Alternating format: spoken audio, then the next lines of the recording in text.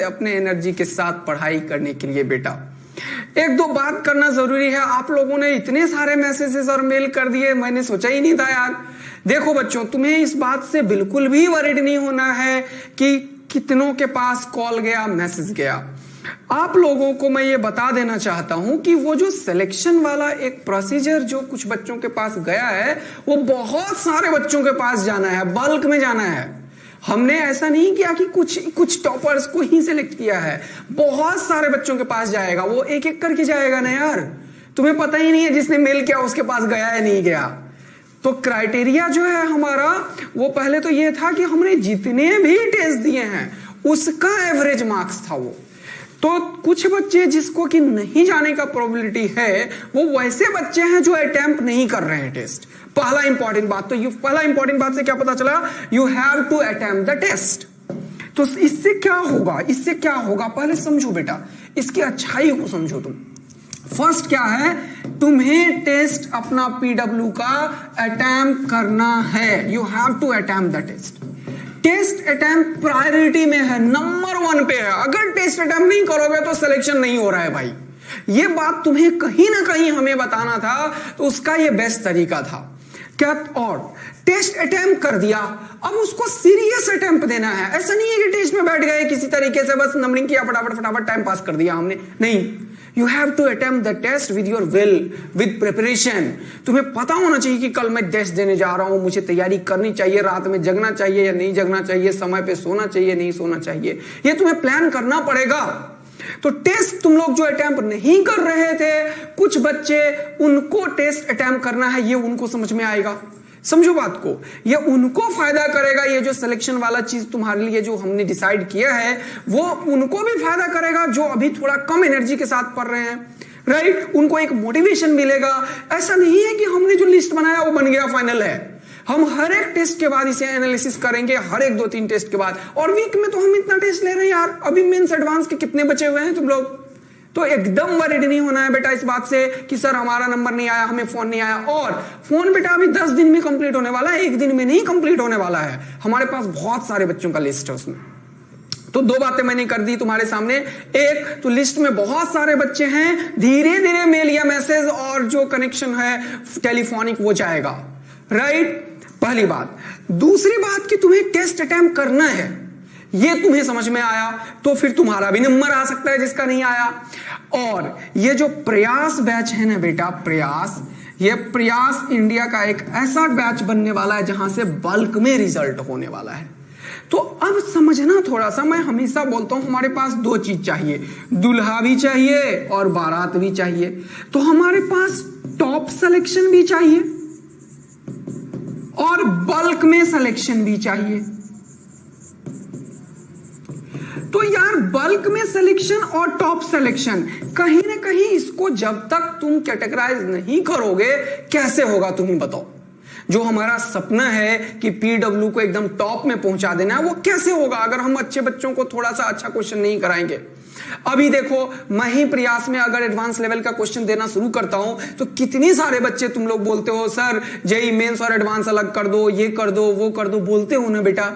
तो तुम इस बात से क्यों परेशान हो रहे हो कि अभी अगर किसी बच्चे को मैसेज गया है तो वो किसी को परेशान कर रहा है। हाँ, होता है, एक इमोशनल टच होता है अंदर में लोगों का कि यार हमारा सिलेक्शन नहीं होगा। तो चैलेंज एक्सेप्ट करो ना यार, अगले बार लगातार 3 टेस्ट में मार्क्स लो, मेरे को मैसेज करना अगर तेरे को मैंने कॉल नहीं किया तो। लेकिन तुम एक एवरेज मार्क्स जो है, एक एवरेज मार्क्स बेटा, तुम ये मत समझना ये पूरा टॉप मार्क्स है, और ये भी मत समझना अगर तुम्हें मैसेज नहीं गया है तो तुम्हें नहीं आएगा। अभी ये प्रोसेस चल रहा है। अभी बहुत सारे बच्चों को लिस्ट में हमने रखा है, हमने बहुत ही मिनिमम क्राइटेरिया सेट किया था, लेकिन उससे भी जो बिलो है उनको नहीं गया है अभी। तो तुम्हारे लिए जिनका उनसे भी बिलो है उनके लिए एक चैलेंज है कि हमें टेस्ट अटेम्प्ट करना है। और बहुत सारे बच्चे जो अच्छे हैं उनको अगर नहीं गया होगा तो वो टेस्ट अटेम्प्ट नहीं कर रहे हो, इसका यही मतलब है। हमारे पास टेस्ट का पूरा एनालिसिस है, डिटेल्ड एनालिसिस ऑफ टेस्ट है बेटा। तो इसको थोड़ा पॉजिटिवली लो बेटा, क्योंकि हमें सारे तरीके के रिजल्ट प्रोड्यूस करने हैं। हमें एक टॉप रैंकर्स भी निकालना है, हमें बल्क में सिलेक्शन भी लेना है। और टॉप रैंकर को मैं ही पढ़ा रहा हूं ना, आईटी एडवांस यार, रोहित सर ही पढ़ा रहे हैं ना, हमारे टॉप फैकल्टी ही पढ़ा रहे हैं, और प्रयास में मैं ही पढ़ा रहा हूं। क्यों परेशान हो रहे हो? इस बैच में भी मैं ही पढ़ा रहा हूं, इस बैच में भी मैं ही पढ़ा रहा हूं। और ये जो प्रयास बैच है ना मेरा, ये तो हमारे दिल के बिल्कुल कॉर्नर में है यार। तो प्रयास बैच में जितना कंटेंट की डिलीवरी मैं करूंगा ना अभी कमिंग डेज में, यू कांट एक्सपेक्ट। इंडिया का जो टॉप फैकल्टीज, जो टॉप कोचिंग इंस्टीट्यूट्स में जा रहा होगा ना, उससे तो 4-5% एक्स्ट्रा कंटेंट डिलीवरी करूंगा मैं एडवांस का। वो तुम्हें शायद समझ में आ भी रहा होगा, मेरे लेक्चर्स जो देख रहे होंगे उनको आ भी रहा होगा कि मैं सारा कवरेज दे रहा हूं मेंस एडवांस का, और इवन ये कवरेज और एग्रेसिवली आने वाला है और बेस्ट तरीके से आने वाला है। जैसे ही एक बार हमारा कोर्स कंप्लीट हुआ तो उसके बाद करेंगे क्या, एडवांस लेवल का क्वेश्चंस कराएंगे, यूरोडम के क्वेश्चंस कराएंगे। कहां सर, सिर्फ यहां? अरे नहीं, यहां बहुत कम चीज होगा, यहां मेंटरिंग होगा बेटा। बच्चों को बोलेंगे तू कर और यहां कराया जाएगा, यहां पे बोलेंगे कर और यहां कराया जाएगा। ये डिफरेंस होगा बेटा, क्योंकि इनको थोड़ा सा कुछ चीज मार्क्स ला रहे हैं, कर भी रहे हैं बहुत सारा चीज, तो कुछ ना कुछ तो करना चाहिए नहीं यार हमें अपने बच्चों के लिए, राइट ना। तो तुम्हें एकदम इस बात से लेके डिमोटिवेट नहीं होना है कि सर हमारा नाम नहीं आया सिलेक्शन वाले बैच में तो हमारा क्या होगा।